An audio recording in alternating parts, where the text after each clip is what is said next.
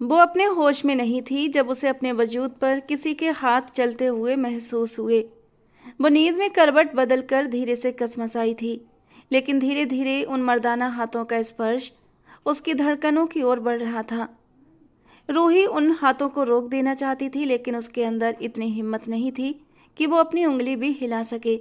उसका दिमाग शायद अभी बेहोशी की हालत में था। उसके उल्टे हाथ की तरफ आकर एक मर्दाना हाथ रुक गया था और उसके सीने पर वो हाथ अब धीरे धीरे फिसलने लगा था।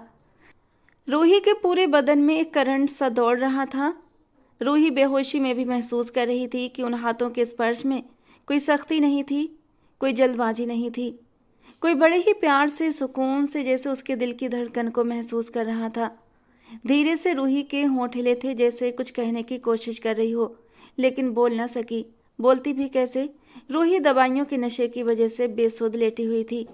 और फिर अचानक ही रूही ने महसूस किया कि किसी ने उसकी शर्ट को थोड़ा सा ऊपर किया था, और फिर वो मर्दाना हाथ उसकी उसकी नरम धड़कन पर आकर रुक गया। रूही के कांपते लबों से एक सिसकी निकली थी, और तभी उसकी खुलती बंद होती आंखें ये साफ बता रही थीं कि उसका ऑपरेशन सफल हो चुका है। डॉक्टर्स भी बेहद खुश थे, और उन्होंने रूही की मां को ये खुशखबरी भी सुना दी थी कि आपकी बेटी का ऑपरेशन सफल रहा। जो बेटी की खैरियत जानने के बाद अब नाश्ता करने के इरादे से बाहर चली गई थीं। उस वक्त रूही अस्पताल के कमरे में बिल्कुल अकेली थी। उसने भारी सी पलकों को मुश्किल से उठाया तो किसी अनजान शख्स का चेहरा उसके सामने धुंधला सा उभरने लगा। वो उसे साफ साफ नहीं देख पा रही थी, पर इतना जरूर महसूस कर रही थी वो शख्स उसके बिल्कुल करीब बैठा उसकी धड़कनों को छूने की कोशिश कर रहा है। एक पल को तो उसे लगा जैसे कोई पागल मरीज हो, लेकिन जैसे ही उसने उठने की कोशिश की, उसके सीने में दिल के पास एक तेज चुभन की लहर दौड़ गई। रूही ने दर्द से कराहते हुए धीमी मगर सख्त आवाज में कहा, कौन हो तुम? मेरे पास से हटो। और रूही की ये बात सुनते ही वो आदमी जैसे पागल हो उठा। उसने बहुत ही सख्ती से रूही का हाथ दबोच लिया। हिम्मत कैसे हुई तुम्हें ये कहने की कि मैं अपनी ऐनी के पास से चला जाऊं? उस ऐनी के पास से जिसमें मेरी जान बसती है। तुम मुझे रोक नहीं सकती अपनी ऐनी की धड़कनों को महसूस करने के लिए। और उसका ये पागलपन देखकर रूही बुरी तरह घबराई थी। वो तो सच में कोई पागल ही था। उसकी आंखों में एक पागलपन छाया हुआ था। उसकी हर हरकत से एक जुनून, एक दीवानगी टपक रही थी। वो एक झटके से उसके करीब हुआ था, अपना भारी हाथ उसके कंधे पर रखता हुआ धीरे धीरे उसकी धड़कनों की तरफ दोबारा से फिसलता जा रहा था। वो कांपते हुए खुद में ही सिमट गई थी और कांपते हुए शब्दों में बोली, कौन हो तुम? दूर रहो मुझसे। जैसे ही उस शख्स के हाथ रूही की शर्ट के बटन की ओर बढ़े, वो रोते हुए उसे कहने लगी थी, लेकिन उठने की उसमें हिम्मत नहीं थी और ना ही वो ऊंची आवाज में चिल्ला सकती थी। उसे अब पक्का यकीन हो चुका था कि वो डॉक्टर तो बिल्कुल नहीं है। जो कोई भी था, उसकी आंखों में एक अजीब सी चमक थी जिसने रूही को और भी बुरी तरह रुला दिया था। पता नहीं वो शख्स उससे क्या चाहता था। वो खुमार भरी आंखों से बिना किसी भाव के खामोशी से बैठा था, लेकिन उसकी मौजूदगी से रूही के रोंगटे खड़े हो गए। अचानक उसके हाथ रूही की शर्ट को सरकाने लगे और रूही ने कसकर अपनी आंखें बंद कर लीं और कांपती आवाज में बोली, दूर रहो मुझसे। आखिर हो कौन तुम और मुझसे क्या चाहते हो? देखो, तुम जो कोई भी हो, समझने की कोशिश करो। जरूर जरूर तुम्हें कोई गलत फहमी हुई है। मेरा तुमसे कोई रिश्ता नहीं है। प्लीज प्लीज, जिस वार्ड में तुम्हारा मरीज है उसके पास चले जाओ। उसने जबरदस्ती आंखें खोलीं और उसे परे धकेलने की हर मुमकिन कोशिश की, लेकिन अविनाश को सुनने समझने की पोजीशन में कहाँ था। उस पर तो एक दीवानगी छाई हुई थी। मदहोशी के आलम में अविनाश ने उसकी शर्ट के ऊपरी 2 बटन खोल दिए थे और फिर धीरे से उस शर्ट को दिल के पास से हटाया और वहां गौर से देखने लगा, जहां पर जख्म अभी भी ताजा था और अभी अभी शायद नई बैंडेज उस पर की गई थी। वो दीवानों की तरह रूही की बातों को नज़रअंदाज करते हुए उसके दिल के हिस्से को छूकर जैसे अपनापन महसूस कर रहा था। और अगले ही पल अविनाश ने अपने कांपते होंठ उस बैंडेज पर रख दिए थे और फिर दीवाना बार वो उस जगह को चूमे जा रहा था और बेख्तियार अपने कान उसके दिल की धड़कन पर रख दिए, जैसे उस धड़कन को महसूस कर रहा हो। जबकि रूही घबराकर पैनिक होने लगी थी और रोते रोते मदद के लिए पुकारने लगी। ये लंच का समय था और अस्पताल का ज़्यादातर स्टाफ कैफेटेरिया में मौजूद था। रूही को उससे इतना डर लगने लगा कि वो बिस्तर से उठने की कोशिश में गिरने ही वाली थी, लेकिन तभी उस शख्स ने आगे बढ़कर उसे थाम लिया और उसे दोबारा से बेड पर लिटाया। चुपचाप लेटी रहो, कहीं नहीं जा रही तुम। तुम्हें पता है डॉक्टर ने कहा था एनी मर गई है, अब कभी सांस नहीं ले सकेगी, उसकी धड़कनें बंद हो चुकी हैं। लेकिन तुम जानती हो, मुझे पूरा यकीन था मेरी एनी मर नहीं सकती। हमने वादा जो किया था एक दूसरे से कि हम दोनों के दिल की धड़कनें एक साथ धड़केंगी और एक साथ बंद होंगी, फिर उसका दिल मुझसे पहले धड़कना कैसे बंद कर सकता है। और देखो देखो हम दोनों का वादा कितना मजबूत है। उसका दिल धड़क रहा है और उस कहते हुए वो उसके दिल के हिस्से को दोबारा घूरने लगा। तुम्हारे सीने में मेरी बीबी का दिल धड़क रहा है। कहते कहते वो अचानक ही तड़प तड़प कर रोने लगा, जबकि रूही हैरानों परेशान होकर उस पागल इंसान को देख रही थी, जो कहीं से भी एक सामान्य इंसान तो बिल्कुल भी नहीं लग रहा था। वो मेरी बीबी थी, मेरी एनी, उसका दिल तुम्हारे सीने में है। वो पागलों की तरह बार बार बस एक ही बात दोहराता जा रहा था और रूही को ऐसा लगा कि वो अब सांस भी नहीं ले पाएगी। उसका पागलपन देखकर वो बुरी तरह डर चुकी थी। यकीनन कोई पागल मरीज उसके रूम में घुस आया था। तुम मुझसे दूर रहो, मेरे करीब आए तो मुझसे बुरा कोई नहीं होगा। रूही रोते हुए उसे दूर जाने को कह रही थी, लेकिन अविनाश पर इसका कोई असर नहीं हो रहा था, मानो उसकी समझ पर ताला लग चुका हो। ये क्या हो रहा है? एक नर्स से बेहद घबराई हुई हालत में भागती हुई उसके पास आई थी, जबकि अविनाश तुरंत पीछे हटकर दूर हुआ था और रूही रोते रोते बेड पर सीधा लेट चुकी थी, लेकिन सांसें बुरी तरह तेज हो रही थीं। शायद उसका बीपी अप डाउन हो रहा था, उसकी हालत खराब होने लगी थी। नर्स, ये शख्स ये मुझे परेशान करने की कोशिश कर रहा था, रूही ने हाँफते हुए अटकते शब्दों में कहा। तो नर्स ने खून भरी निगाहों से उस पागल इंसान को देखा था जो अपनी बीवी के एक्सीडेंट के बाद से इसी अस्पताल में मंडराता रहता था, यहाँ तक कि उसकी मौत के बाद अस्पताल के चक्कर लगाता रहता था। पागलों की तरह कभी चीखता, कभी चिल्लाता, तो कभी डॉक्टरों से भिड़ जाता था। उसकी जबान पर बस एक ही शब्द होता, मेरी एनी मर नहीं सकती, तुम सब झूठे हो, मक्कार हो, मेरी एनी जिंदा है। आजकल वो अस्पताल के स्टाफ की चर्चा का सबसे बड़ा विषय बन चुका था। हर किसी की जबान पर यही सवाल था, आखिर कोई अपनी बीवी से इतनी मोहब्बत कैसे कर सकता है। अभी के अभी यहाँ से निकल जाओ, वरना मैं गार्ड को बुला लूंगी, नर्स ने गुस्से में कड़कदार आवाज में कहा। लेकिन अविनाश अपनी पैंट की जेब में हाथ डाले बेहद ठंडे और ठहराव भरे अंदाज में उस लड़की को देखता रहा। सुन रहे हो तुम, मैं कह रही हूँ निकलो यहाँ से, वरना इस बार मैं सीधे पुलिस को बुलाऊंगी, क्योंकि तुम एक नंबर के बेशर्म इंसान हो चुके हो। गार्ड से तो तुम डरने वाले नहीं हो, नर्स ने इस बार गले की पूरी ताकत से चिल्लाकर कहा।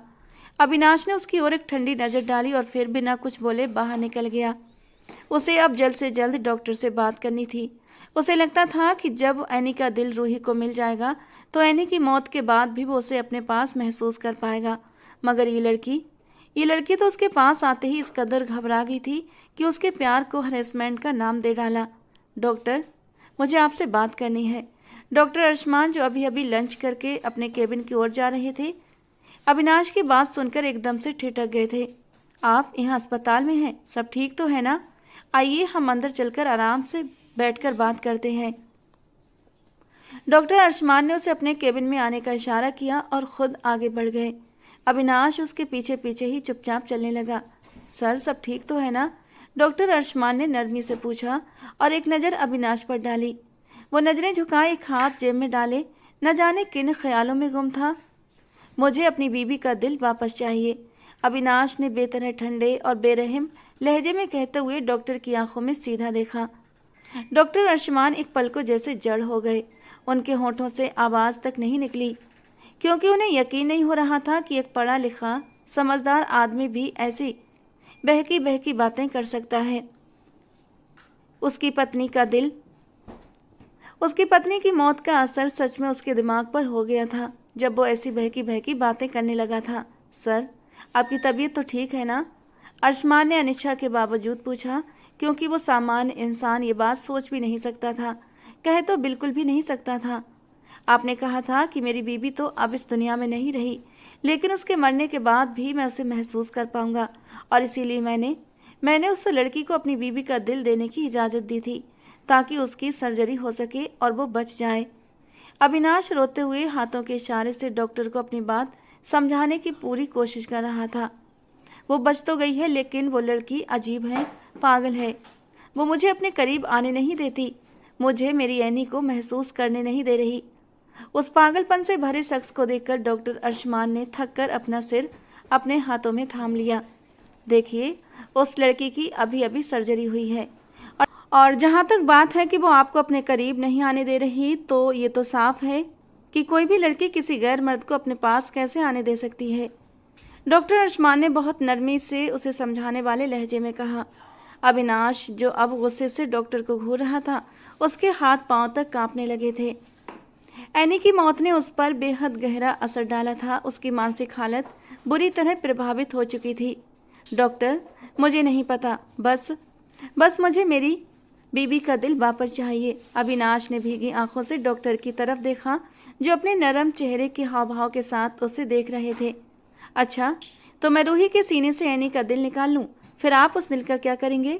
डॉक्टर ने ठहरकर बेहद नरमी से पूछा। 2 पल के लिए अविनाश बुरी तरह हड़बड़ा गया था, फिर धीमे मगर जुनूनी अंदाज में बोला, मैं उसे अपने पास रखूंगा, अपनी एनी को अपने आसपास महसूस करूंगा। डॉक्टर अर्शमान ने शांत लेकिन पैनी नजरों से उसकी ओर देखते हुए कहा, लेकिन अविनाश, ये इंसानी दिल है जो शरीर से निकलते ही धड़कना बंद कर देगा। आप उसे कितनी देर तक अपने पास रख पाएंगे? अविनाश ने नजरें झुका लीं, जैसे इस बात पर सोच में डूब गया। ये जोश नहीं, होश से काम लेने का वक्त है। मिस्टर अविनाश, आपको क्या लगता है आप वो दिल अपने पास रख लेंगे, जबकि कुछ ही दिनों में वो सड़ गल जाएगा? अर्शमान ने सख्त हकीकत बताते हुए उसे चेताया। एनी की याद ने एक बार फिर उसके दिल को मसल दिया। बेचैनी उसकी नस नस में उतर आई। उसने अपना सिर थाम लिया, कनपट्टियों को दबाने लगा। उसका सर एकदम फटने को तैयार था। उसे जब भी टेंशन होती, यही दर्द उसे तोड़ कर रख देता था। तो फिर मुझे क्या करना चाहिए? अविनाश ने बेबसी से डॉक्टर की ओर देखते हुए कहा। एक लड़की किसी भी मर्द को तभी अपने पास आने देती है जब वो लड़की उस मर्द के साथ एक मजबूत और जायज रिश्ते में जुड़ी हो। तुम उसके लिए कोई भी रिश्ता नहीं रखते, कोई भी हैसियत नहीं रखते, फिर भला वो तुम्हारे करीब क्यों आएगी? तुम चाहते हो कि वो हमेशा तुम्हारे करीब रहे, कभी तुमसे दूर न रहे। तो बस एक काम करना होगा तुम्हें, और वो है उससे शादी। अगर वो लड़की तुमसे शादी करने को तैयार हो जाए तो उससे शादी कर लो। इस तरह तुम पर उसका जायज हक होगा और वो कभी तुम्हें अपने करीब आने से नहीं रोकेगी। डॉक्टर अर्शमान ने नरमी से समझाया, लेकिन उसके दिल में डर था कि कहीं अविनाश दूसरी शादी की बात पर भड़क न जाए। मगर हैरत की बात यह थी कि वो एकदम खामोश रहा। क्या वो मुझसे शादी कर लेगी? अविनाश ने जैसे उम्मीद और डर के बीच अटकी आवाज में पूछा। उसकी आंखों में मदद मांगते हुए भाव थे। हाँ, मुझे पूरी उम्मीद है वो मान जाएगी, क्योंकि उसके सीने में उसका अपना नहीं बल्कि तुम्हारी एनी का दिल धड़क रहा है। डॉक्टर अर्शमान ने धीरे धीरे उसे रूही से शादी के लिए राजी करने की कोशिश की। अगर फिर भी उसने मुझे मेरी एनी के दिल की धड़कन महसूस नहीं करने दी तो फिर क्या होगा? अविनाश की आंखें इस बार आंसुओं से चमक उठीं। अर्शमान अपनी कुर्सी से उठकर उसकी तरफ बढ़े, उसका हाथ अपने हाथों में मजबूती से थाम लिया और उसे शांत करने की कोशिश करने लगे, ताकि वो कोई बेहतर फैसला ले सके। जब तुम अपनी एनी को अपने सामने देखते थे तो क्या तुम्हारे दिल की धड़कन तेज हो जाती थी? अर्शमान ने हल्की सोच के साथ उसके चेहरे के भाव परखने की कोशिश की। अविनाश गहरी सोच में डूब गया। हाँ, शादी के कितने साल बाद भी जब मैं उसे देखता था तो मेरे दिल की धड़कन तेज हो जाती थी। वो औरत सिर्फ मेरी बीवी नहीं, मेरी पूरी कायनात थी। कहते कहते उसकी आवाज़ टूट गई, आंखों से आंसू बह निकले। उसने उन्हें जल्दी से पूछा, लेकिन अर्शमान भी अब भावुक हो चुके थे। उनके मन में भी वही सवाल गूंजने लगा जो अस्पताल का हर शख्स एक दूसरे से पूछ रहा था। आखिर कोई अपनी बीवी से इतनी मोहब्बत कैसे कर सकता है? फिर तो जब रूही तुम्हें देखेगी तो उसके सीने में भी तो एनी का दिल है ना, वो भी वैसे ही धड़केगा जैसे तुम्हारा धड़कता था। अर्शमान ने उसके दोनों हाथ अपने हाथों में लेते हुए उसे शांत करने की कोशिश की, क्योंकि उसके हाथ पांव सचमुच कांपने लगे थे। घबराहट में उसने अपने नाखून दांतों से तोड़ना शुरू कर दिए थे। ठीक है, फिर मैं रूही से शादी करने के लिए तैयार हूँ, बल्कि अभी इसी वक्त शादी होगी। अविनाश ने जल्दबाजी में हाथ छुड़ाया, कुर्सी पीछे खिसकाई और निकलने ही वाला था कि अर्शमान ने उसे पुकारा। मेरी बात सुनो अविनाश, इतनी जल्दबाजी ठीक नहीं है। थोड़ा हौसले, थोड़ा हिम्मत से काम लो। जल्दबाजी करोगे तो तुम काम बिगाड़ सकते हो। तुम उस लड़की के पास जाकर उसे पहले ही अच्छा खासा डरा चुके हो। तुम्हें पता है उसकी हालत कितनी ख़राब हो गई थी। अभी उसकी नई नई सर्जरी हुई है और तुम अचानक उसके पास चले गए। मुझे पता चला अपनी नर्स से कि बड़ी मुश्किल से उसका बीपी कंट्रोल हुआ है। अब तुम उस लड़की के पास नहीं जाओगे, बल्कि पहले तुम्हें उसकी माँ से बात करनी होगी। बल्कि ऐसा करता हूँ, मैं भी तुम्हारे साथ चलता हूँ। अर्शमान को डर था कि कहीं वो पागलपन में उस लड़की की बीमारी की परवाह किए बिना उसे कोई नुकसान न पहुँचा दे। ठीक है, तो तुम चलो मेरे साथ। अविनाश तेजी से कमरे से बाहर निकला, बल्कि वो भागने वाले अंदाज में आगे बढ़ रहा था, जैसे एक पल भी बर्बाद करना उसे गवारा नहीं। और अर्शमान को उसके पीछे लंबे भारी कदमों का पीछा करने के लिए प्रैक्टिकली दौड़ना पड़ा। अविनाश तो 4 कदम आगे ही निकल गया था। शायद वो बेहद उत्साहित था। वे लोग कैफे में पहुंचे तो देखा रोशनी जी नाश्ता कर रही थी। शायद उनके सर में दर्द था।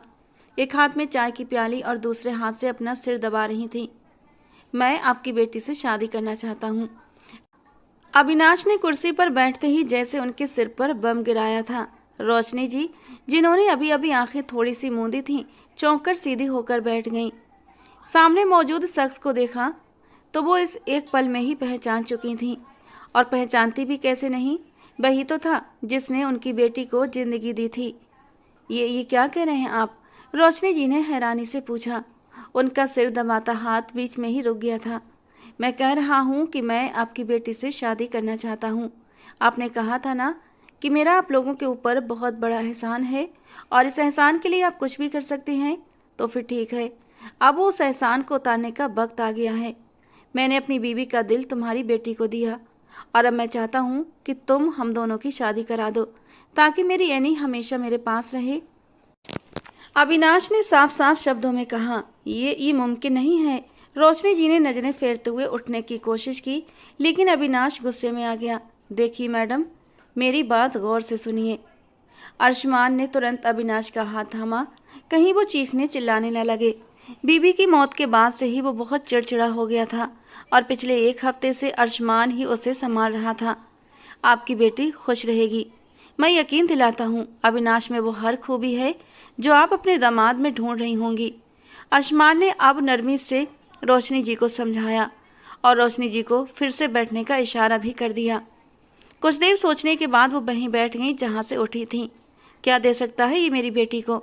रोशनी जी ने गहरी परखती नज़रों से सामने बैठे शख्स को देखा। उसकी पर्सनालिटी तो असरदार थी, मगर फिर भी वो उसके बारे में और जानना चाहती थी। आप नहीं जानती, ये रॉयल इंडस्ट्रीज के ऑनर का बेटा है, करोड़ों की जायदाद का इकलौता वारिस। अर्शमान ने जोर देकर अविनाश की दौलत का जिक्र किया, क्योंकि वो जानता था ज़्यादातर औरतें अपने दामाद में सबसे पहले यही गुण तलाशती हैं। इसके अलावा ना तो सूरत में कोई कमी है और न सीरत में, और हाँ, ज़्यादा लंबी चौड़ी फैमिली भी नहीं है। आपकी बेटी खुश रहेगी। आप चाहें तो बाकायदा इसके माँ बाप आपके घर रिश्ता लेकर आएंगे। अर्शमान ने पूरी लगन से अविनाश का पक्ष लेते हुए रोशनी जी को मनाना चाहा, और इतना सब कुछ सुनने के बाद वो सोचने पर मजबूर हो चुकी थीं। मैं सोच समझकर और अपनी बेटी से पूछकर ही कोई फैसला कर सकती हूँ। मुझे थोड़ा सा वक्त चाहिए। रोशनी जी ने हाथ मसलते हुए नजरें चुराकर कहा, क्योंकि वो पहले ही अविनाश की गुस्से से जलती निगाहें अपने ऊपर महसूस कर चुकी थीं। ठीक है, जितना वक्त लेना है ले लीजिए, लेकिन जवाब हाँ में होना चाहिए। अविनाश ने टेबल पर जोर से हाथ मारते हुए कहा और वहाँ से उठ गया। कैफे में मौजूद सब लोग एक दूसरे की तरफ देखने लगे थे, लेकिन उसे किसी की परवाह नहीं थी। वो गुस्से से बाहर निकल गया और डॉक्टर अर्शमान तुरंत उसके पीछे भागे। अगर उस लड़की ने मुझे इनकार किया ना डॉक्टर, तो सुन लो, मैं उसे किसी भी तरह हासिल कर लूँगा, चाहे तरीका जायज़ हो या फिर नाजायज़। मुझे इस बात की कोई परवाह नहीं। अविनाश बेहद गुस्से में दांत भींचते हुए डॉक्टर अर्शमान से कहकर कैफे से बाहर निकल गया। डॉक्टर अर्शमान कुछ पल वहीं खड़े रहे, हैरान और एकदम स्तब्ध। वो जितना इस शख्स का भला करने की कोशिश कर रहे थे, वो उतना ही रूखा और बेरहम होता जा रहा था। देखो अविनाश, जो भी फैसला करो सोच समझ कर करना। तुम रूही को नुकसान नहीं पहुंचा सकते। डॉक्टर अर्शमान ने रूही की सर्जरी को याद करते हुए शांत लहजे में उसे आगे बढ़कर समझाने की कोशिश की, लेकिन अविनाश जैसे पूरी तरह बेकाबू हो चुका था। मैंने उस औरत पर एहसान किया और अब वो मुझे अपनी बेटी का रिश्ता देने से मना कर रही है। आखिर मुझ में कमी क्या है? अविनाश गुस्से से गरजते हुए आंखों में खून उतारे डॉक्टर अर्शमान से सवाल कर बैठा। डॉक्टर ने थक कर अपना सिर पकड़ लिया। उन्होंने इनकार नहीं किया है अविनाश, उन्होंने बस वक्त मांगा है।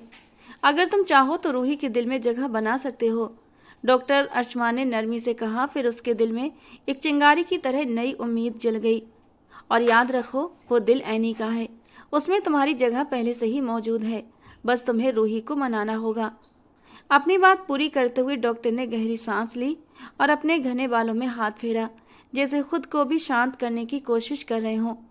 ठीक है, फिर उस लड़की को तो मैं मना कर ही रहूँगा, लेकिन अगर उस बुढ़िया ने बीच में आने की जरा भी कोशिश की या जरा भी इस मामले को ख़राब करने की कोशिश की तो मेरा वो रूप देखेगी जो उसने आज तक किसी का नहीं देखा होगा। अविनाश ने बेहद बदतमीजी से जवाब दिया था। डॉक्टर अर्शमान ने उसे हैरानी से घूरा।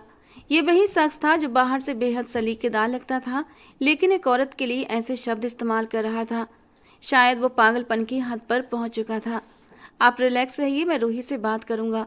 डॉक्टर अर्शमान ने उसके कंधे पर हाथ रखते हुए जिम्मेदारी लेने की कोशिश की, लेकिन अविनाश उसे घूरता रहा, जैसे उसके मुंह में जुबान न हो। नहीं, मैं खुद उस लड़की से जाकर बात करूंगा और देखता हूँ वो मुझसे शादी करने से कैसे मना करती है, अविनाश ने ठंडे लेकिन खतरनाक लहजे में कहा और फिर तेजी से आगे बढ़ गया। डॉक्टर अर्शमान ने तुरंत मोबाइल निकाला और किसी का नंबर डायल करने लगे। पापा, मैं शादी कर रहा हूँ। अस्पताल से निकलते ही अविनाश ने रामेश्वर जी को फ़ोन लगाया था। बेटा, सब खैरियत तो है? रामेश्वर जी ने चौंक कर पूछा। उन्हें तो यकीन नहीं हो रहा था कि उनके बेटे की तबीयत ठीक है। पापा, आप कहना क्या चाहते हैं? अविनाश ने उनके अंदाज को समझ लिया और गुस्से से बोला। उसकी आवाज़ सुनकर रामेश्वर जी हड़बड़ाए थे। बेटा, अभी तुम्हारी बीवी को गुजरे 1 महीना भी नहीं हुआ और तुम दूसरी शादी की बात कर रहे हो। रामेश्वर जी ने साफ गोई से उसे एनी की याद दिला दी और एनी का नाम सुनते ही अविनाश का दिल जैसे किसी ने मुट्ठी में कस लिया हो। उससे सक्कर रह गया। मुझे नहीं पता, लेकिन मुझे वो लड़की हर हाल में चाहिए। अविनाश ने जिद में आकर अपने बाप पर जैसे नया हुक्म थोप दिया। रामेश्वर जी बेटे की बात सुनकर सोच में पड़ गए। आखिर वो एक लड़की के लिए क्या क्या कर सकता है? तुम्हारी जिंदगी है या कोई मजाक? कभी तुम ऐनी से शादी के लिए पूरे खानदान से लड़ जाते हो और कभी किसी दूसरी लड़की से शादी करने के लिए अपनी पत्नी की चिता की राख ठंडी होने नहीं देते। आखिर कैसे इंसान हो तुम? रामेश्वर जी के सब्र का बांध टूट चुका था। उन्हें अपने बेटे से ये उम्मीद बिल्कुल नहीं थी। अभी तो 1 महीना भी नहीं हुआ था और वो पहले ही दूसरी शादी की बातें कर रहा था। ये सुनना रामेश्वर जी के लिए असहनीय था। पापा, आप चाहें जो भी कहें, लेकिन उसके सीने में मेरी ऐनी का दिल है। अगर वो मेरी ज़िंदगी में आ गई तो मैं समझूंगा भगवान ने मेरी ऐनी मुझे वापस लौटा दी। अविनाश ने भीगी पलकों के साथ जैसे दिल की गहराई से ये बात कही। उसके लिए एक एक लफ्ज कहना मुश्किल था। गला भर आया। वो किसी और को ऐनी की जगह कैसे दे सकता था, मगर मजबूर था। उसे हर हाल में वो लड़की चाहिए थी। बेटे की भीगी हुई आवाज़ सुनकर रामेश्वर जी को ऐसा लगा जैसे किसी ने उनका दिल मुट्ठी में जकड़ लिया हो। इससे पहले कि वो कोई और बात सोचते, उन्होंने बेटे की बात मानने का फैसला कर लिया। तुम्हारी शादी का फैसला हमने हमेशा तुम्हारे ऊपर छोड़ा है अविनाश। अगर दूसरी शादी करना चाहते हो तो बेझिझक करो। बताओ, हमें क्या करना है? क्या उस लड़की के घर जाना है? रामेश्वर जी ने कई बातें एक ही सांस में कह डाली। अविनाश के चेहरे पर धीमी सी मुस्कान फैल गई। वो यही तो चाहता था। चाहे आप उसकी माँ को पैसों का लालच दें या फिर उसे किसी भी तरह ब्लैकमेल करें, लेकिन मुझे वो लड़की हर हाल में अपने घर में अपनी पत्नी की हैसियत से चाहिए। अविनाश ने ठंडे मगर खतरनाक शब्दों में कहा और सब कुछ रामेश्वर जी पर छोड़ दिया। रामेश्वर जी हैरान थे। उनका बेटा ये किस तरह की बातें कर रहा था। ठीक है, मैं तुम्हारी माँ से बात करता हूँ। बहुत जल्द हम कश्मीर आएंगे। ये कहकर रामेश्वर जी ने कॉल काट दी। अविनाश मजबूत इरादों के साथ अस्पताल की तरफ बढ़ गया। उसे हर हाल में अब रूही को इस रिश्ते के लिए राजी करना था। और जब वो धीरे से दरवाज़ा खोलकर अंदर कमरे में दाखिल हुआ तो रूही उसे देखकर फिर से डर गई थी, जबकि वो स्टूल खींचकर उसके बराबर बैठ गया। देखो, इस तरह मुझसे डरने की ज़रूरत नहीं है। मैं तुम्हें कोई नुकसान नहीं पहुंचाऊंगा, बल्कि मैं तुमसे एक बहुत ही ज़रूरी बात करने आया हूँ। आज वो थोड़ा सा नॉर्मल बिहेव कर रहा था, वरना उस दिन तो जब पहली बार रूही ने उसे देखा था वो उसे एक जुनूनी कोई दीवाना सा लगा था। लेकिन आज वो उसे एक नॉर्मल इंसान की तरह लगा था, और इसीलिए रूही का डर भी थोड़ा सा कम हुआ था। और वो धीरे से अपना सर हाँ में हिला गई। देखो, मैं जो भी कहूँगा साफ साफ कहूँगा, और तुम्हें एक बात मैं पहले क्लियर कर दूँ, तुम्हारा जवाब मुझे हाँ में चाहिए, ना में नहीं। मैं तुमसे शादी करना चाहता हूँ, और अगर तुमने मुझसे शादी से इनकार किया तो ये बात याद रखना, तुम्हारे सीने में जो दिल है ना, वो मेरी बीवी का है। अगर तुमने इनकार किया तो मैं। अभी उसने अपनी बात अधूरी ही कही थी कि तभी रोशनी जी वहां आ पहुंची। अविनाश को वहां देखकर हैरान हुई। बेटे के चेहरे पर भी डर और परेशानी के रंग देखकर वो परेशान हुई थी और जल्दी से रूही के करीब बढ़ी थी। उसका हाथ थामते हुए उसे तसल्ली दी। देखिए, आप अभी इसी वक्त यहाँ से जाएं। मैं उससे खुद बात करती हूँ और हम सोचकर जवाब देंगे। रोशनी जी ने अविनाश के गुस्से से डरते हुए जितना हो सका नरम और संभले हुए शब्दों में बात कहने की कोशिश की। आप बीच में मत आइए, मैं अपनी ऐनी से पूछ रहा हूँ। अविनाश ने पागलों की तरह चीखते हुए रोशनी जी को चुप करा दिया। तुम्हारे सीने में मेरी बीबी का दिल है और तुम मुझे इनकार नहीं कर सकती, समझी? वरना अगर तुमने जायज़ तरीके से नहीं माना तो मेरे पास और भी 100 तरीके हैं। उसकी आवाज़ में ऐसा जहर और जुनून था कि रूही सहम गई। जा रहा हूँ मैं, दोनों माँ बेटी मिलकर फैसला कर लो। ये कहकर वो दरवाजे की ओर बढ़ा और अभी दरवाज़ा खोलकर बाहर निकलता इससे पहले ही उसे रूही की आवाज़ सुनाई दी। मैं तुमसे शादी के लिए तैयार हूँ, मगर मेरी एक शर्त है। रूही ने कुछ सोचते हुए कहा। अपने दर्द को नज़रअंदाज करते हुए ठंडे मगर दृढ़ स्वर में अपनी शर्त बताई, जबकि अविनाश तो खुशी से खिल उठा था। वो फौरन वहीं कदमों से रुका और रूही के पास आया। मुझे तुम्हारी हर शर्त मंजूर है। मेरी शर्त है कि तुम मुझे। रूही की शर्त बताने से पहले अविनाश ने उसे बीच में रोक दिया। मुझे तुम्हारी हर शर्त मंजूर है, चाहे तुम्हारी कोई भी सी शर्त हो। मेरी सर आंखों पर, बस तुम शादी के लिए हाँ कर दो। उसकी जल्दबाजी और ये जुनून देखकर रूही एक बार फिर से घबराई थी। एक बार सोच लो, ऐसा ना हो कि बाद में तुम मुकर जाओ। रूही ने हल्की सी चेतावनी दी, मगर वो बिना सोचे समझे सिर हिलाकर हामी भर गया। लेकिन शादी अभी इसी वक्त होगी। उसने अपना नया हुक्म उछाल दिया था। रोशनी जी दोनों की बातें सुनकर हैरान रह गई थीं। उनका जवाब जाने बिना ही ये दोनों आपस में सब तय कर चुके थे। मुझे कोई ऐतराज नहीं है अगर आप मेरी शर्त मान रहे हैं तो। रूही ने अपनी माँ की ओर देखा। रोशनी जी ने सवालिया नज़रों से बेटी को देखा। वो खुद भी उसकी शर्त से अनजान थी।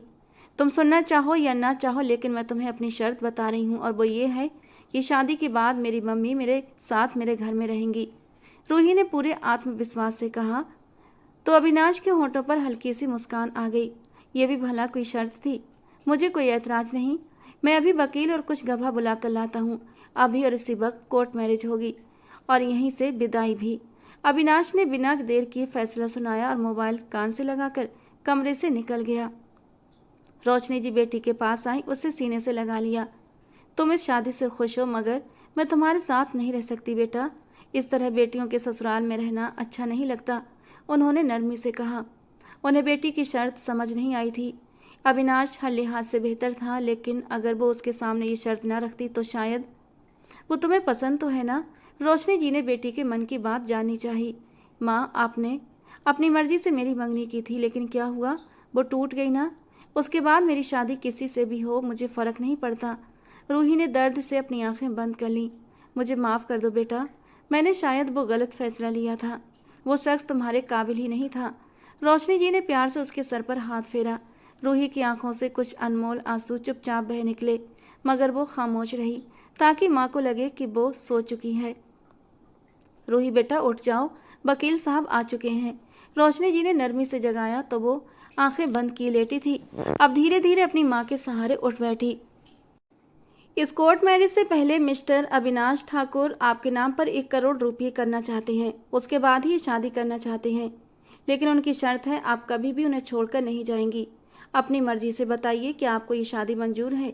वकील साहब के ये शब्द सुनकर रूही हैरान थी। उसे नहीं पता था कि अविनाश आर्थिक रूप से इतना संपन्न है। जी मुझे मंजूर है। उसने आंसुओं के साथ इस विवाह के लिए हामी भर दी। अविनाश चुपचाप ठंडे भावों के साथ जमीन को घूरता रहा। विवाह संपन्न होने के बाद हर तरफ मिठाई बांटी गई। डॉक्टर अंशुमान और अविनाश की तरफ बढ़े और उसे जोर से गले लगा लिया। पिछले 1 हफ्ते में इन दोनों के बीच काफ़ी गहरी दोस्ती हो चुकी थी। तुम्हारा बहुत बहुत शुक्रिया डॉक्टर। अगर तुम ना होते तो शायद मैं ज़िंदगी में गलत फैसला ले लेता। अविनाश ने अर्शमान के बाजू पकड़कर कृतज्ञता जताई। अरे दोस्ती में इतना तो बनता है, अर्शमान ने मुस्कुराते हुए गले लगाकर कहा। अविनाश ऐनी की मौत के बाद पहली बार खुलकर मुस्कुराया था और ये मुस्कुराहट उसके खूबसूरत से चेहरे पर बहुत भली लग रही थी, लेकिन आंखों में अभी भी कहीं ना कहीं उदासी का लहरें मारता समंदर था। डॉक्टर अर्शमान दिल ही दिल में उसको सदा खुश रहने की प्रार्थना कर रहे थे। ऐसे इंसान दुनिया में बहुत कम मिलते हैं जो अपने जीवन साथी के साथ वफादार रहते हैं। उसके मरने के बाद भी उनकी मोहब्बत में कोई कमी नहीं आती। रिसेप्शन में जरूर आना, अविनाश ने अंशुमन से अलग होते हुए निमंत्रण दिया। वो मुस्कुराकर ठीक है का इशारा करते हुए कमरे से निकल गए। कल तुम्हें अस्पताल से छुट्टी मिल जाएगी तो हम लोग घर के लिए निकलेंगे।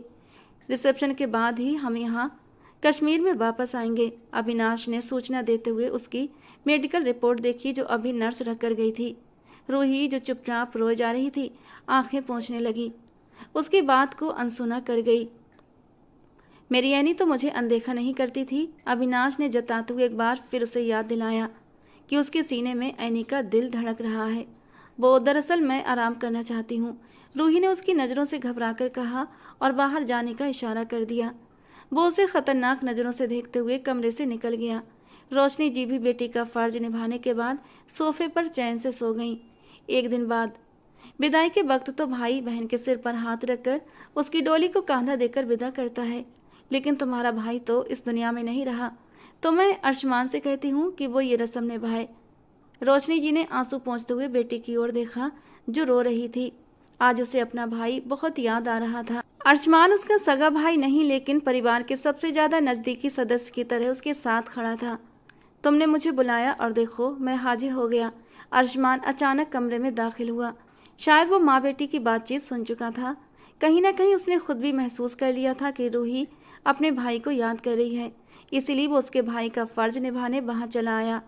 आप लोग अपना सामान पैक करें, अविनाश भी पहुँचने वाला है। बस 15 मिनट में यहाँ से निकलना होगा, क्योंकि मौसम के तेवर कब बदल जाए कहा नहीं जा सकता।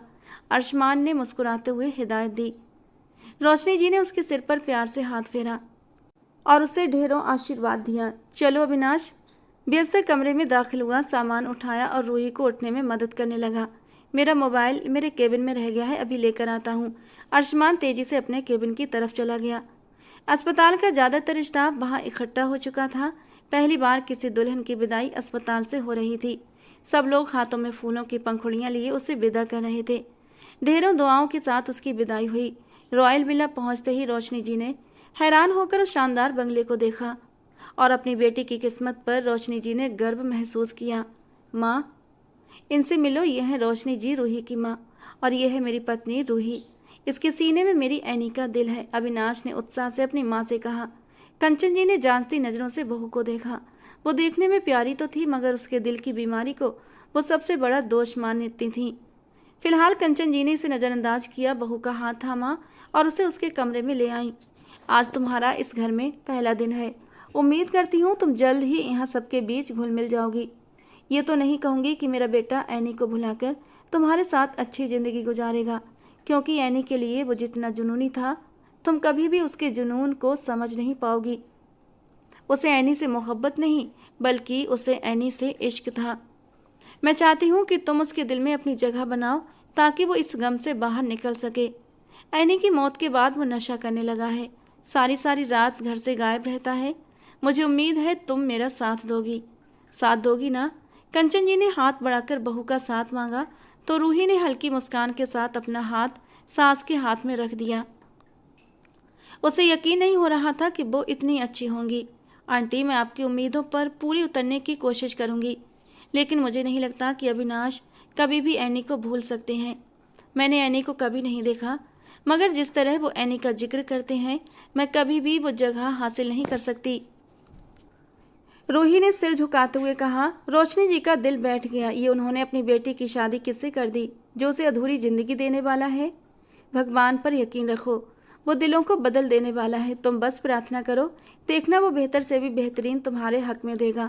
मुझे तुमसे पूरी उम्मीद है। कंचन जी ने उसका हाथ अपने दोनों हाथों में थाम कर उसे एक नई उम्मीद दी। रूही नए हौसले के साथ उनके गले लग गई। अच्छा, ये बताओ, कल रिसेप्शन में कौन सा जोड़ा पहनोगी? कंचन जी ने मोबाइल खोलकर मुस्कुराते हुए बहू को अलग अलग तस्वीरें दिखाईं। तुम्हारी तबीयत ठीक नहीं है, तुम ज़्यादा बाहर मत जाओ, इसीलिए मैं तुम्हें ये तस्वीरें दिखा रही हूँ। वहाँ जाकर मैं वो सूट ले आऊंगी जो तुम्हें पसंद आएगा। उन्होंने नरमी से उसके चेहरे पर आए बाल कान के पीछे सरकाए। रूही को कंचन जी से अजीब सी अपनापन महसूस होने लगा। वो कहीं से भी उसकी सास नहीं लग रही थी, बल्कि माँ से भी ज़्यादा चिंता जताने वाली लग रही थी। काफ़ी देर तक दोनों बातें करती रहीं। जैसे ही वो दोनों कमरे से निकली, रूही जल्दी से बिस्तर पर लेट गई। उसे घबराहट सी हो रही थी। सीढ़ियाँ चढ़ने की वजह से दिल में अजीब सा दर्द भी उठ रहा था। तभी कमरे का दरवाज़ा जोर से बंद होने की आवाज़ ने उसे चौंका दिया। वो तुरंत उठकर सामने खड़े उस इंसान को देखने लगी, जिसने इतनी ताकत से दरवाज़ा बंद किया था कि उसकी गहरी नींद भी टूट गई थी। अविनाश हल्की रोशनी में शर्ट उतारते हुए उसकी तरफ बढ़ रहा था। आज तो वो उसके सामने रोक टोक भी नहीं कर सकती थी। शर्म से उसने सिर झुका लिया और जाने के लिए कदम बढ़ाए, मगर अविनाश ने उसका हाथ थाम लिया। कहाँ जा रही हो? उसने नशे भरे अंदाज में पूछा, तो रूही ने बस चुपचाप सिर हिला दिया। जैसे जैसे वो उसके करीब आता गया, वो पीछे हटती रही, जब तक कि उसकी पीठ बिस्तर से नहीं लग गई। वो उस पर झुक चुका था। मुझसे दूर रहिए, रूही ने रुआसी आवाज में कहा। अचानक ही अविनाश के चेहरे के भाव बदले, लेकिन उसने उसके इस जुमले को नज़रअंदाज कर दिया। उसके हाथ अब तेजी से उसकी कुर्ती के बटन खोलने लगे थे, जबकि डर के मारे रूही अपनी आंखें बंद कर गई थी। अपने पास उसे लिटाते हुए अविनाश का हाथ उसके दिल के ऊपर ठहर गया। उसे ऐसा महसूस हुआ जैसे उसकी एनी उसके पास लौट आई हो। तुम्हारे सीने में मेरी एनी का दिल है, ये कहकर उसने उसके धड़कते दिल पर अपने होंठ रख दिए और वो सिसक उठी। चादर को मजबूती से पकड़ लिया। आंखों से बेशुमार आंसू बह निकले। उसने पलकें कसकर भींच ली थी, होंठ दबा लिए थे, मगर अविनाश पर उसके जज्बातों का कोई असर नहीं हुआ। वो लगातार उसके दिल पर होंठ टिकाए रहा। मैं नहीं जानता तुम कौन हो, कहाँ से आई हो, मगर तुम कम वक्त में भी मुझे इतनी प्यारी हो गई हो कि लगता है जैसे मेरी पत्नी वापस मेरे पास लौट कर आ गई हो। तुम खूबसूरत हो, लेकिन तुम्हें सबसे खास तुम्हारा दिल बनाता है। अविनाश की आवाज़ में गहरी कसक थी। वो ना तो उसके अस्तित्व को अपना रहा था, ना ही उसे ठुकरा रहा था। जाने वो शख्स उससे क्या चाहता था, लेकिन अब वो उसकी पत्नी बन चुकी थी और उसे किसी और का जिक्र कतई पसंद नहीं था, मगर उसे अपने जज्बात जताने की इजाज़त भी नहीं थी। उस औरत पर अपना हक हासिल करने के लिए मैंने पूरे 5 साल इंतजार किया था। अविनाश ने ठंडी सांस के साथ कहना शुरू किया। एनी का संबंध पंजाब फैमिली से था और हम ठाकुर थे। हमारे ख़ानदान में इस तरह जात से बाहर शादी नहीं की जाती थी और इसीलिए हम दोनों का रिश्ता होना बिल्कुल नामुमकिन था। लेकिन जब मैंने अपनी जान देने की धमकी दी, तो फिर मेरे माँ बाप ने अपने रिश्ते नातों का इस्तेमाल किया और यूँ हमारी शादी हो गई।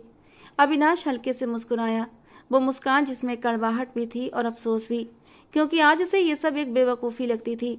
असल में वो तो बस अपने माँ बाप को डराना चाहता था। अगर उन्होंने शादी के लिए हामी ना भरी तो वो ये कदम उठा सकता है। तुमने मुझे अपने बारे में कुछ नहीं बताया। वो उसके दिल के पास सिर टिकाकर उसकी धड़कन सुन रहा था, वो धड़कन जो उसे चैन दे रही थी। कितने दिनों से वो इस आवाज़ के लिए तड़प रहा था। आज उसकी सारी बेचैनियाँ जैसे थम सी गई थीं। मेरे पापा रिटायर्ड आर्मी ऑफिसर थे। एक हादसे में उनकी मौत हो गई। मेरे भाई ने आर्मी ज्वाइन की और उन्होंने भी शहादत पा ली। उनके बाद हम दोनों अकेले रह गए। 12 साल की उम्र से ही मैं बीमार रहने लगी थी। डॉक्टर ने बताया कि तुम्हारे दिल में छेद है। शुरू में दवाइयों से काम चल रहा था, लेकिन फिर धीरे धीरे मेरा दिल एकदम काम करना बंद कर गया और डॉक्टर ने अर्जेंट हार्ट सर्जरी का कहा। सर्जरी के बाद ही मैं आपके सामने हूँ। रूही ने अपना छोटा सा परिचय दिया। तुम जो भी हो, मुझे कोई फ़र्क नहीं पड़ता। मुझे तो बस इस दिल से फ़र्क है। अविनाश ने उसके दिल पर हाथ रखकर कहा, मानो किसी मासूम बच्चे की तरह बोल रहा हो। रूही उसके वजन से दबाव महसूस कर रही थी, लेकिन फिर भी चुप रही। बोलने की वजह से अब वो थोड़ा थोड़ा हाँफ रही थी। उसकी बिगड़ती हालत देखकर अविनाश अचानक पीछे हुआ। उसने फौरन उसे कमीज पहनाई, जल्दी से लाइट ऑन की, मानो डर हो से कुछ हो न जाए। रूही की सांसें तेज हो गई थीं। उसे बेचैनी का सामना करना पड़ रहा था। अविनाश फौरन जग की तरफ भागा, पानी भरकर लाया और उसके होठों से लगा दिया। पानी पीने के बाद उसकी तबीयत थोड़ी थोड़ी संभली, लेकिन अविनाश के चेहरे पर अब शर्मिंदगी थी। वो इस लड़की की बीमारी की परवाह किए बिना सिर्फ अपने बारे में सोच रहा था। वो खुद से बदबदाया, मैं इतना खुदगर्ज कैसे हो गया। उसने सिर झुकाया, चप्पल पहनी और चुपचाप कमरे से बाहर निकल गया। रूही की हालत ऐसी नहीं थी कि वो कुछ कह पाती। वो चुपचाप फिर से लेट गई। उसकी सांसें अभी भी बेतरतीब थीं। अविनाश जा चुका था, मगर उसकी मौजूदगी रूही को अभी अपने आसपास महसूस हो रही थी। अविनाश ने सिर्फ और सिर्फ दिल की जगह के अलावा किसी दूसरी जगह को नहीं छुआ था। वो काफ़ी देर तक उस जगह को अपने नरम होठों से छूता रहा था। उसने कान लगाकर उस धड़कन को महसूस किया था। बेख्तियार रूही का हाथ अपनी धड़कन पर गया था, जहां उसे अविनाश के होठों का स्पर्श महसूस हो रहा था। जाने क्यों उसका दिल एक अजीब से नए अंदाज में धड़कने लगा था। उसे समझ नहीं आ रहा था कि वो कब इस शख्स के सामने इतनी बेबस हो गई कि वो इतना कुछ करता रहा और वो सिर्फ उसकी बातें सुनती रही। शायद ये सब ऐनी के दिल का असर था, जो उसे अविनाश के इतना करीब आने से रोक नहीं पाया। भाभी जी, आपकी पहली बहू को गुजरे अभी 1 महीना भी नहीं हुआ और आपने बेटे की दूसरी शादी कर दी। कंचन जी की ननद के लहजे में ताना था। आज रिसेप्शन था और बहुत सारे लोग इकट्ठा थे। हर तरफ गानों की आवाज़ें गूंज रही थीं और लोग आपस में कानाफूसी कर रहे थे। इस लड़के को जरा भी अफसोस नहीं, बीवी के गुजरते ही दूसरी शादी कर ली। पहले तो उसका दीवाना बना फिरता था, अब खुद से 1 मिनट के लिए भी उसको अलग नहीं करता था। और अब 1 महीना हुआ नहीं कि उसकी जगह दूसरी लाकर बिठा दी।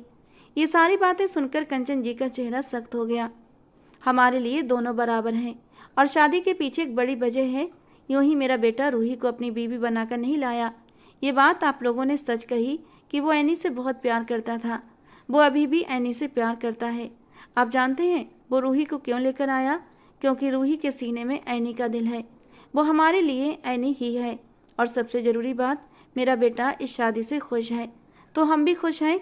हमें किसी और की परवाह नहीं कि वो क्या सोचते हैं और क्या नहीं। रिसेप्शन के दौरान वो यही जवाब बार बार देती रहीं और लोगों का मुंह बंद करवाती रहीं। रिसेप्शन के बाद थके हारे वो घर लौटे तो अविनाश ने आते ही सामान पैक किया, क्योंकि अब उन्हें कश्मीर के लिए निकलना था। रूही ने बहुत कोशिश की कि उसकी माँ भी साथ चले, मगर कंचन जी ने उन्हें रोक लिया।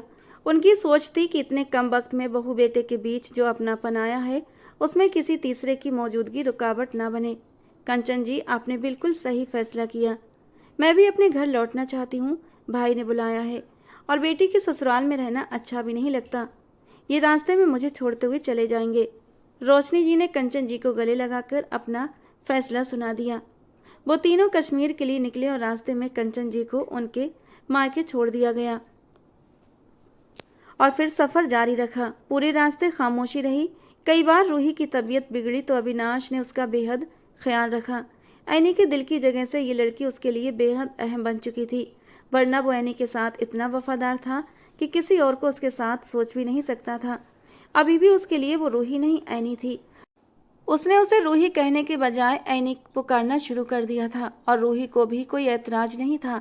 आखिर उसने उस पर इतना बड़ा एहसान जो किया था। ऐसे ही चुप रहोगी, कुछ बोलोगी नहीं? कश्मीर पहुंचने से पहले अविनाश ने उसे पुकारा। उसी वक्त उसकी नज़र सड़क किनारे एक जगह पर पड़ी, वो जगह जहां वो और एनी आखिरी बार मिले थे। ड्राइवर, गाड़ी रोको। उसका लहजा अचानक सख्त हो गया। गाड़ी रुकी।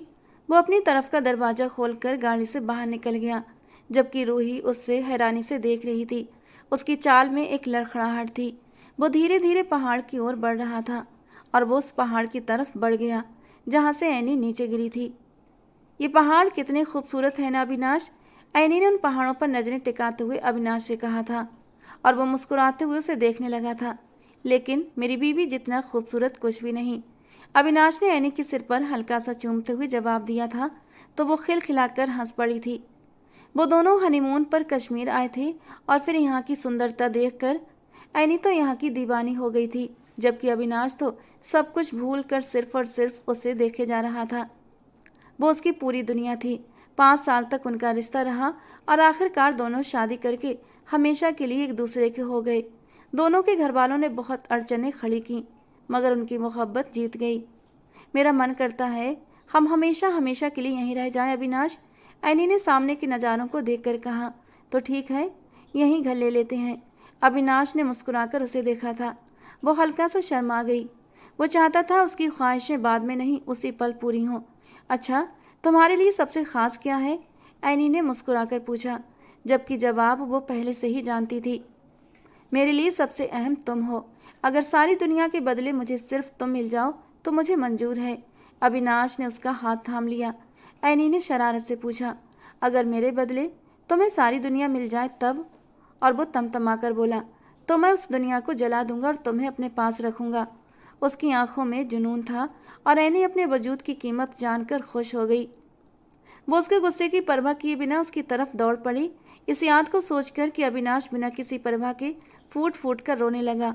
रूही तुरंत उसकी तरफ आई और उसके आंसू अपनी उंगलियों से पोंछने लगी। उसकी इस हरकत पर अविनाश ने झटके से उससे एक दूरी बना ली और 2 कदम पीछे हट गया।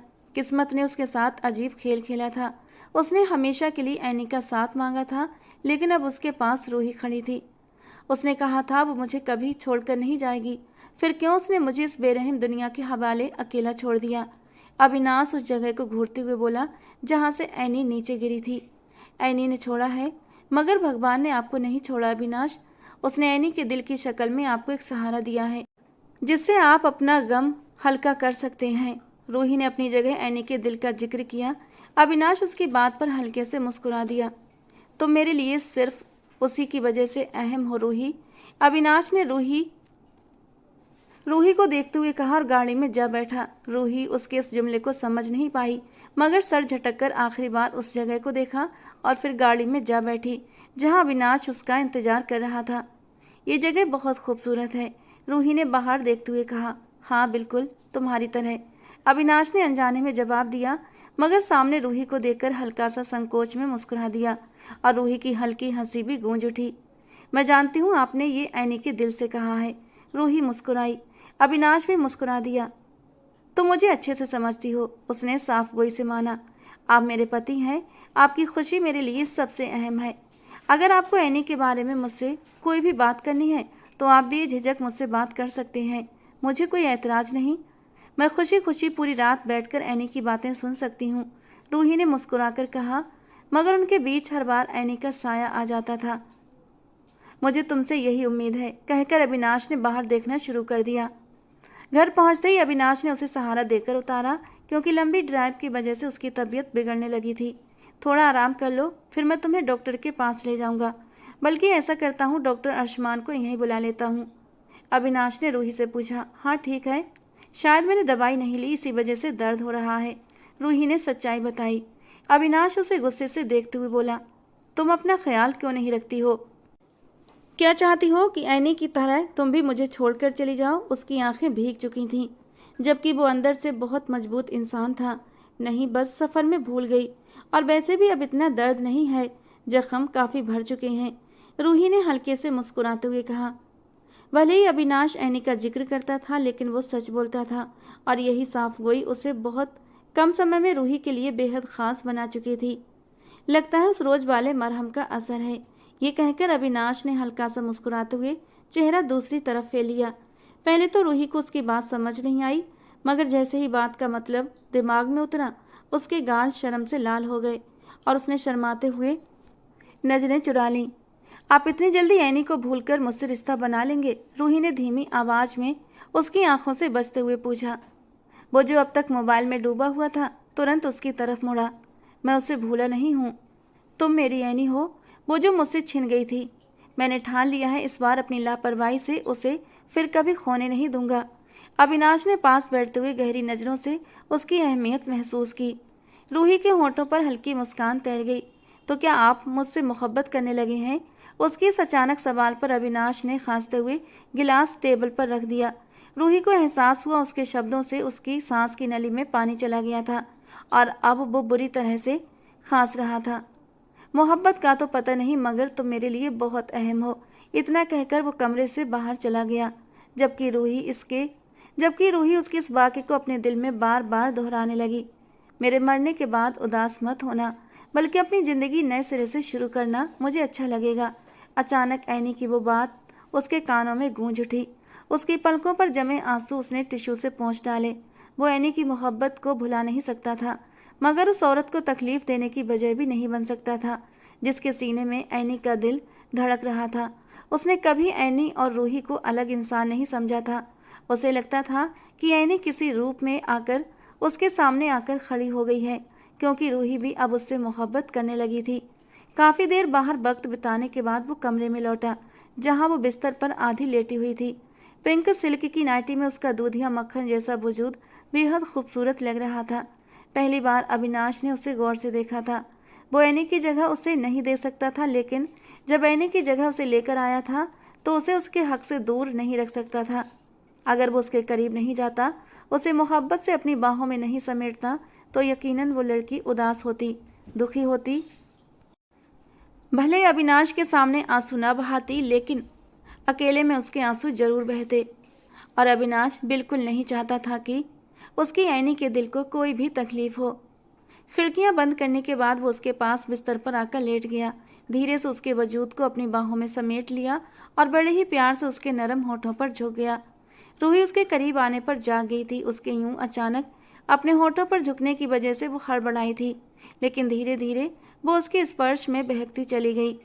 अविनाश ने उसकी नाइटी की डोरियों को खोलते हुए उसे कंधों से हटा दिया था और उसके मक्खन वजूद में धीरे धीरे डूबता चला गया।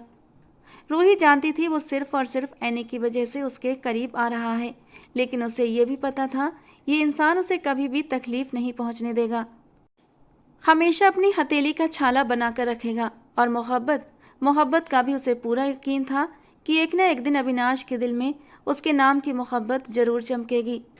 उसने बड़े ही प्यार से रूही की धड़कनों पर अपने लब रखे थे। उसे महसूस हो रहा था जैसे ऐनी बिल्कुल उसके पास है। तो मेरे लिए बहुत मायने रखती हो, ये बात कभी मत भूलना, अविनाश ने उसके सीने पर सिर रखते हुए कहा। रूही के होठों पर अचानक एक मुस्कान फैल गई। उसे कभी लगा नहीं था कि अविनाश उससे इस तरह दिल से बात करेगा। वो तो सोचती थी कि वो बस मजबूरी में यहाँ लाई गई है और एक बेकार सामान की तरह इस बंगले के एक कोने में पड़ी रहेगी, मगर अविनाश ने उसका हक छीनने की बजाय उसे दुगनी अहमियत के साथ लौटा दिया था। वो बेहद खुश थी। वास्तव में भगवान ने उसके लिए बेहतरीन इंतजाम किया था, ऐसे इंसान से मिलाया जो उसकी कीमत जानता था। और जहाँ तक मोहब्बत का सवाल था, वो तो वक्त के साथ हो ही जानी थी। आज वो इतनी खुश थी कि उसके पास वो शब्द नहीं थे कि वो बयां कर सके कि अविनाश को पाकर वो कितनी मुकम्मल हो चुकी थी। दोस्तों, आज की हमारी कहानी कैसी लगी कमेंट बॉक्स में ज़रूर बताना। पसंद आई हो तो प्लीज़ लाइक और एक प्यारा सा कमेंट जरूर करना। मिलते हैं दोस्तों अगली किसी नई और रोमांटिक कहानी के साथ।